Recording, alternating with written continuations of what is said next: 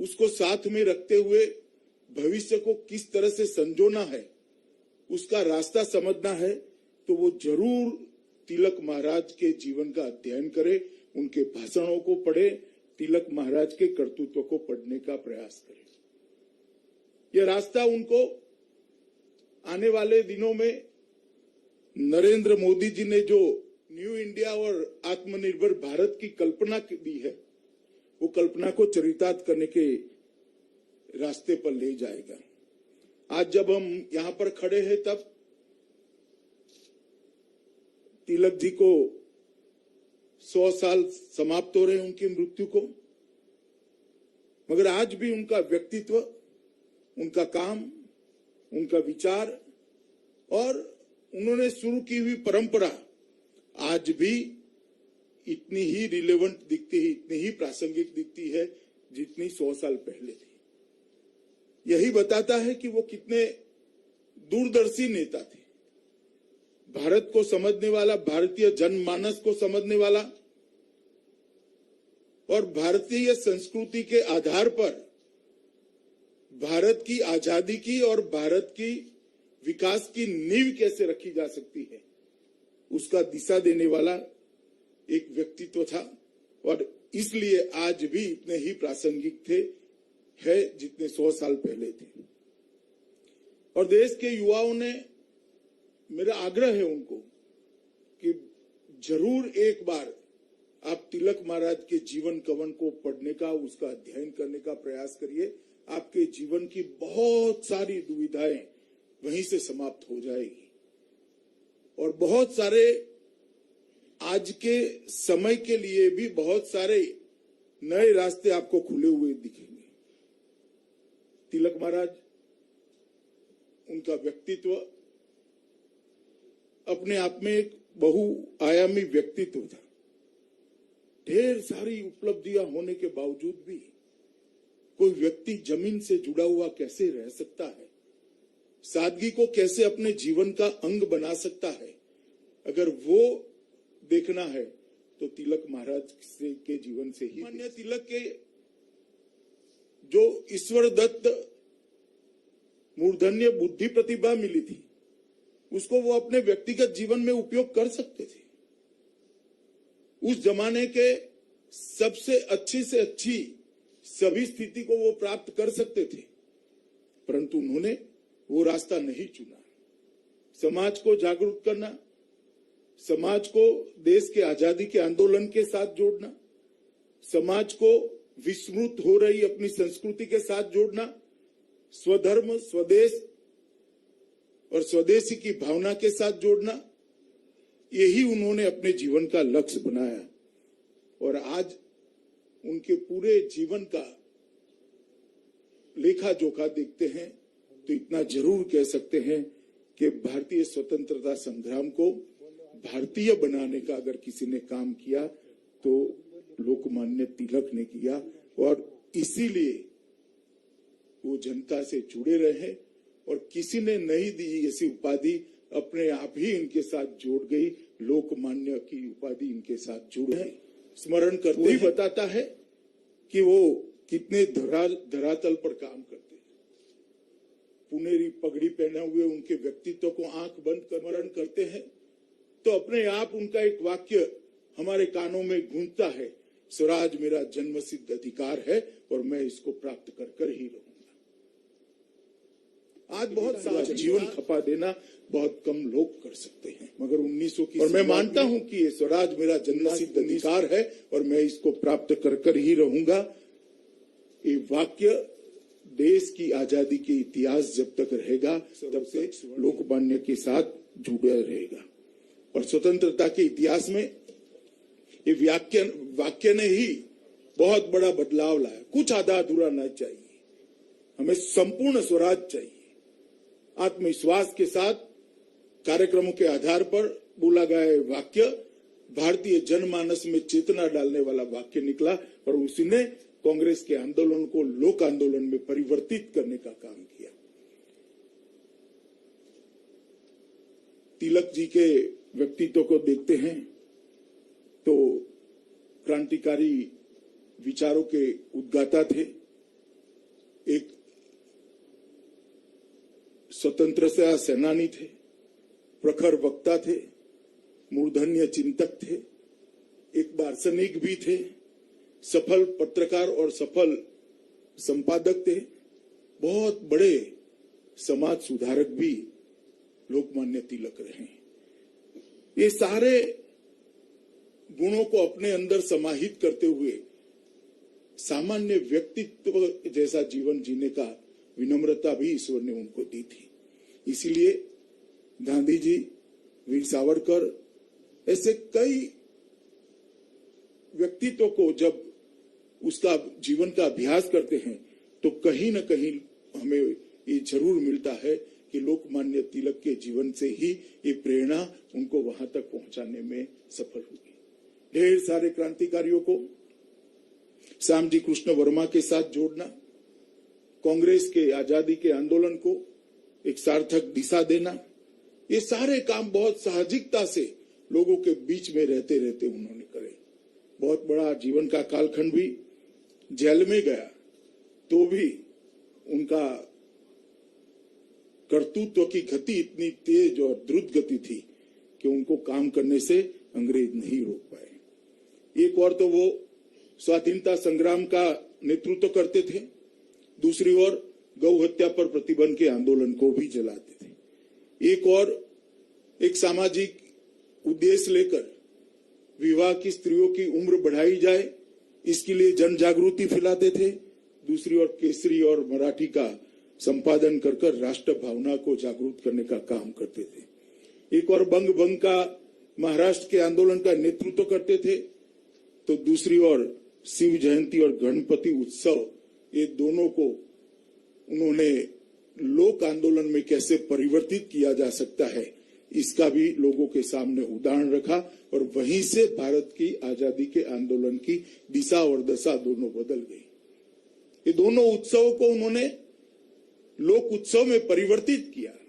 शिवाजी महाराज के स्वराज के संस्कार को, स्वराज के विचार को कुछ बोले बगैर लोगों में पहुंचाने का काम किया और 200 साल बाद भी वो विचार कितना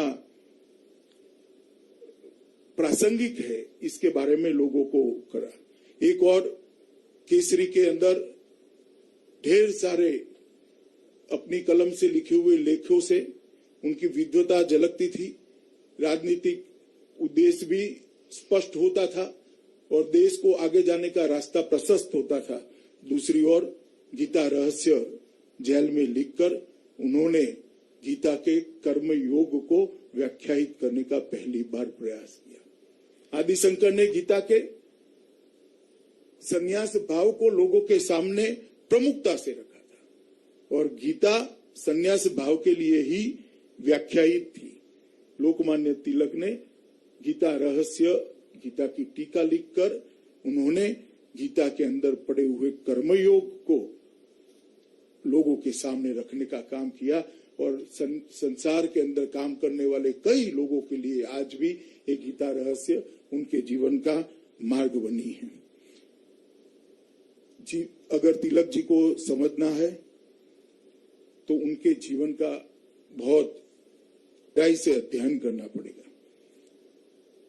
गांधी जी, वीर सावरकर, श्री अरविंद, मदन मोहन मालवीय, उनके विचारों को पढ़ते हैं और तिलक महाराज के विचारों को पढ़ते हैं तो जरूर मालूम पड़ता है कि चारों विभूतियों पर तिलक महाराज का एक बहुत गहरा असर था और वो अपने आप में एक ऐसा इंस्टीट्यूट थे जिन्होंने भारतीय सोच को दृढ़ीभूत करने का काम किया, भारतीय सोच को आगे बढ़ाने वाले व्यक्तित्व के निर्माण को प्रेरित करने का काम किया, भारतीय सोच को व्याख्यायित करने का काम किया और भारतीय सोच को व्यवहारू बनाने का भी काम किया।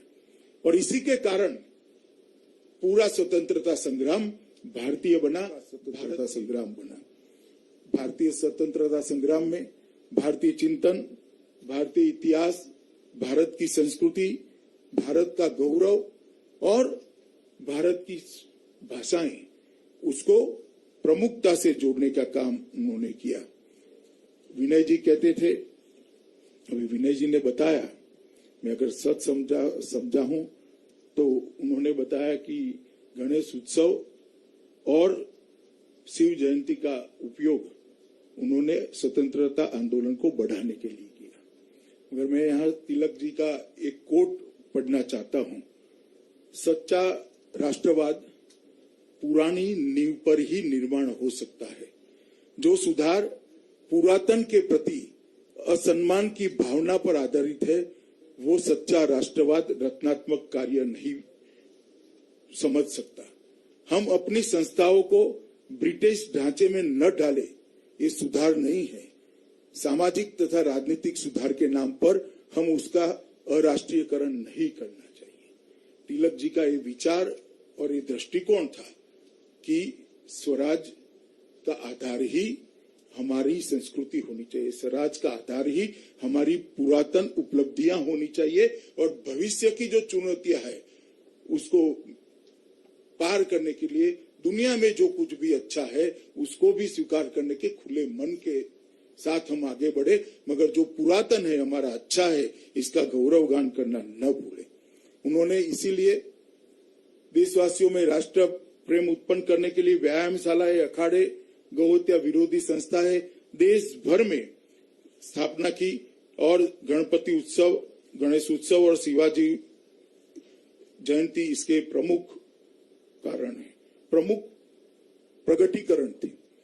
आज जब हम यहाँ पर तिलक जी के व्यक्तित्व के बारे में सोचने के लिए, विचारने के लिए, उसमें से कुछ ग्रहण करने के लिए इकट्ठा हुए हैं, तब हमें समझना होगा कि वो भारतीय संस्कृति के अप्रतिम योद्धा थे और बंगाल विभाजन से पूरे देश में जो आक्रोश की लहर उठी उसका नेतृत्व भी तिलक महाराज के पास आया। लाल, बाल और पाल की त्रिपुटी ने देश की जनमानस को झंझोड़ कर रख दिया और फिर से उन पर एक ऐसा मुकदमा जड़ा गया जिसके कारण उनको लंबा समय ब्रह्मदेश के अंदर जेल में रहना पड़ा। तिलक महाराज के लिए राष्ट्रकवि रामधारी सिंह दिनकर कहते हैं, उन्होंने जो ब्रह्मदेश में गीता रहस्य लिखा, इसके लिए उन्होंने कहा, श्रीमद् भगवत गीता एक बार तो श्री कृष्ण के मुख से कही गई और हम जैसे लोगों के लिए भगवत गीता दूसरी बार उसका सच्चा आख्यान लोकमान्य तिलक ने हमारे सामने रखने का काम किया।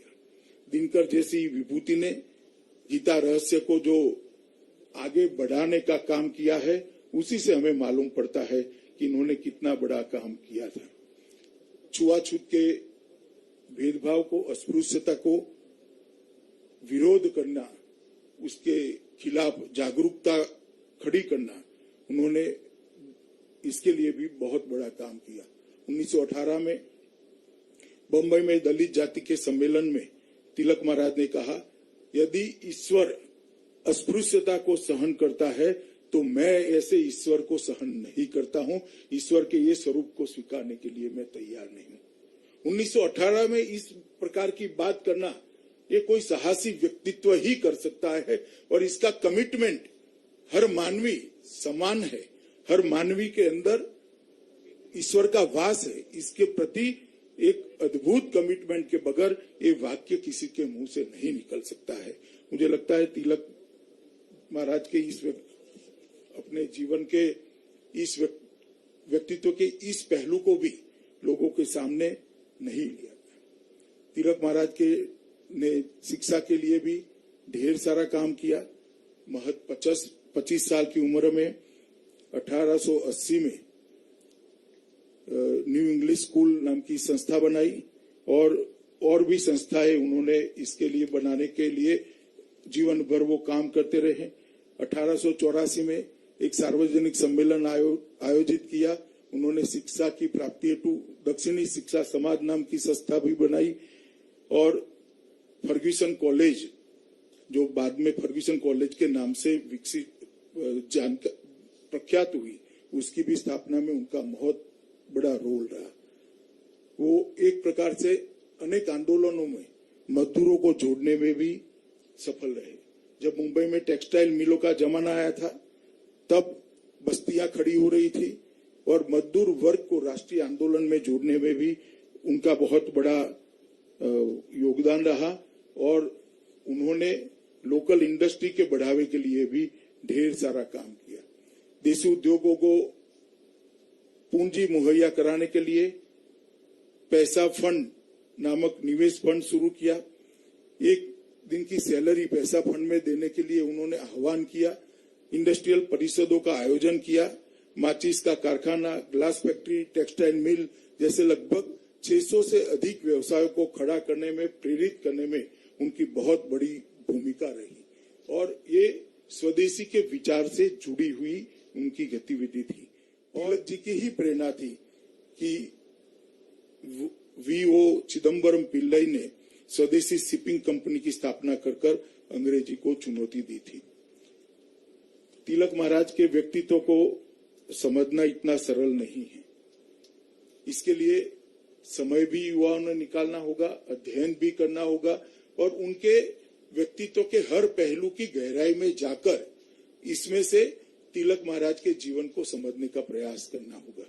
गांधी जी ने जब उनको श्रद्धांजलि दी तब कहा था कि वे जनता के अभिन्न भाग थे। हमारे युग के किसी व्यक्ति का जनता पर ऐसा प्रभाव मैंने नहीं देखा है जैसा तिलक जी का था। हजारों देशवासी उनके भक्त थे। ये कुछ असाधारण बात थी कि वे लोगों के आराध्य थे। तिलक महाराज की अंतिम यात्रा में भी गांधी जी ने पूरे रास्ते नंगे पैर उनके साथ चलकर तिलक महाराज को सम्मान दिया। वो गांधी जी की लोकमान्य तिलक के प्रति जो श्रद्धा थी उसको उद्घोषित करते हैं। आज तिलक महाराज के शरीर शांत होने के 100 साल समाप्त हो रहे हैं। हम सब लोग देशवासी आज के परिप्रेक्ष्य में, सांप्रत समय में तिलक के विचारों को फिर से समझे, जरूर पड़े तो उसको पुनः व्याख्यायित भी करें और आज के सांप्रत समय के समस्याओं के समाधान, ढेर सारे समाधान तिलक के विचार से निकल सकते हैं, ऐसी मेरी श्रद्धा है। और मैं ऐसा मानता हूं कि जब जब स्वतंत्रता आंदोलन का इतिहास लिखा जाएगा, स्वतंत्रता आंदोलन की चर्चा होगी, तो हमारे सामने पुनेरी पगड़ी, सफेद धोती, सफेद कुर्ता, सफेद फटका और हाथ में छड़ी के साथ भारी भरकम मूछ वाला एक प्रभावशाली, एक मजबूत व्यक्तित्व उभर कर आता है और हमें बताता है कि लोकमान्य तिलक ने किस प्रकार से आजादी के आंदोलन को गति दी थी। आने वाले अनेक सालों तक तिलक महाराज के जीवन हम सबको प्रेरणा देता रहेगा।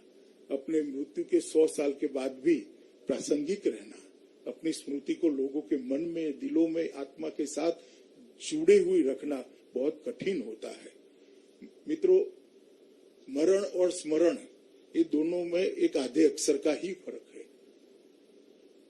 मरण मृत्यु होती है उसको कहती है और कोई जीवन ऐसा जीता है कि आधा स इसके सामने लग जाता है और तो मरण के बाद वो लोगों के स्मरण में चिरकाल तक जीता है। मुझे लगता है ये आधा स जोड़ने के लिए पूरा जीवन सिद्धांतों पर चलना पड़ता है, पूरा जीवन पतन लाए बगैर जीना पड़ता है, पूरा जीवन लोगों के लिए जीना पड़ता है, पूरा जीवन देश के लिए जीना पड़ता है, पूरा जीवन संस्कृति के लिए जीना पड़ता है, पूरा जीवन स्वधर्म और स्वदेश के लिए जीना पड़ता है।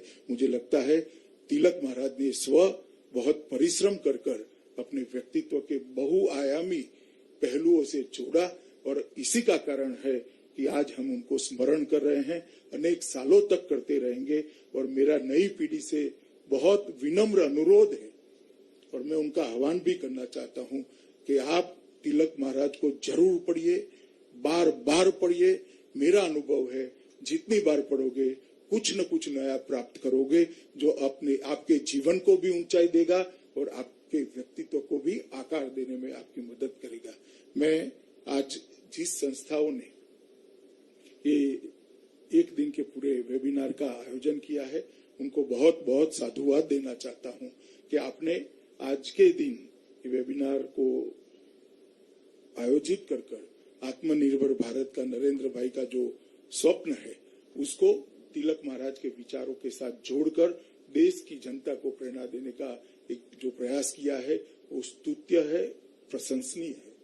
आपने स्वभाषा का जो तिलक महाराज का जो अभियान था, स्वभाषा का तिलक महाराज कांग्रेस के अधिवेशनों में सब लोग उस वक्त भाषांतर की व्यवस्था न होने के बावजूद भी अपनी अपनी भाषा में बोले, इसका आग्रह वो करते थे।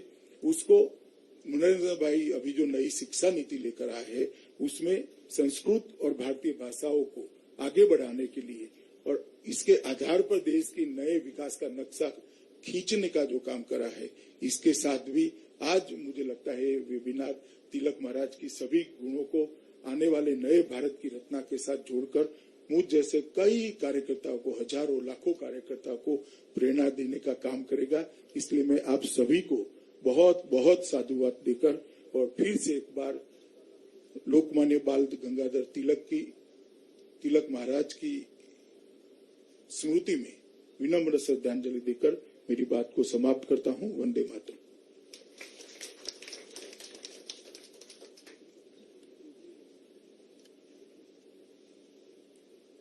Thank you very much, sir. It's truly an honor to have you with us and very humbling to listen to you. And the inaugural session cannot come to an end without the vote of thanks. I would kindly request respected Director General of the ICCR to do the honors, a man of distinct vision, a fountainhead of illuminating ideas, and a powerhouse of knowledge. Leading the organization through action and example, Shri Dinesh Patnaik. He is a career diplomat of the Indian Foreign Service, having a vast experience of 30 years and serving several Indian missions abroad. May I kindly call upon you, sir?